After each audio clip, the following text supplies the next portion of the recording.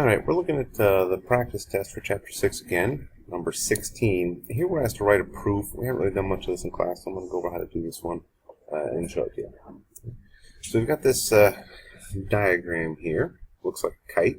That looks are deceiving. And we've got some given information about it. I'm actually going to redraw this diagram over here a little more accurately. So up here we've got, on the very top, we have an isosceles triangle. We know it's an isosceles triangle because B, A, and C, because angle A and angle C are the same measure.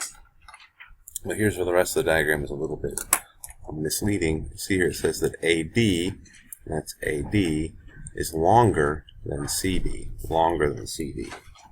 which actually means this diagram looks a little more like this.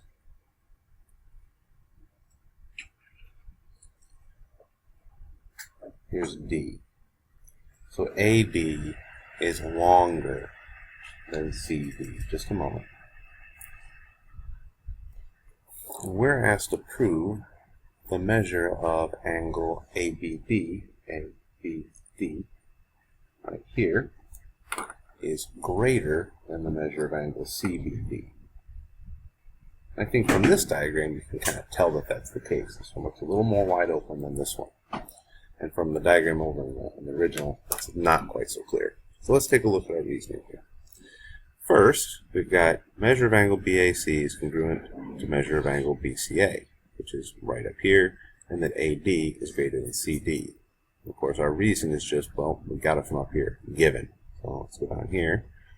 We'll find given, there's given, and we'll pop it into that box.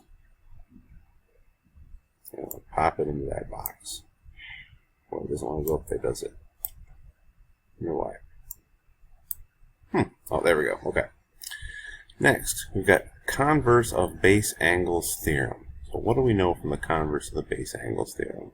Well, the base angle theorem tells us that if these two angles are congruent, then these two sides are also congruent.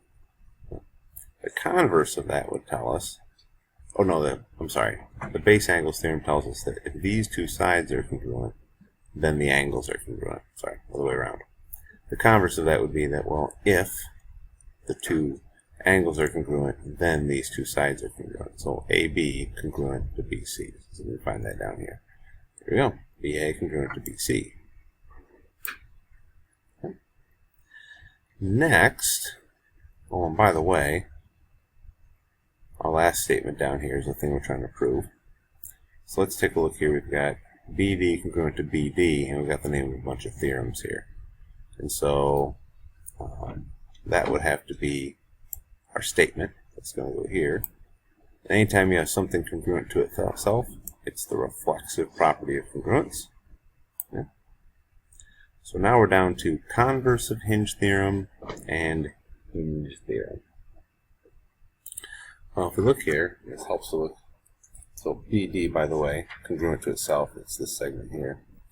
The hinge theorem tells us that if we have two triangles with two pairs of congruent sides, so this side is congruent to this side, and they both share this common side in the middle, and if these angles, if one angle is bigger than the other, then we can conclude that the third side of the triangle with the bigger angle is longer than the third side of the triangle with the smaller angle.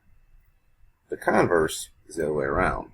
So if we have two triangles like these, where this side is congruent to this side, and they share a side in common, or they have another pair of congruent sides, and the one triangle has a longer third side than the other, then the triangle with the longer third side will have the larger angle included. So our answer for this last one is, since we already know that the third sides here, right, we already know that this side is longer than this side. 1 second, Adrian.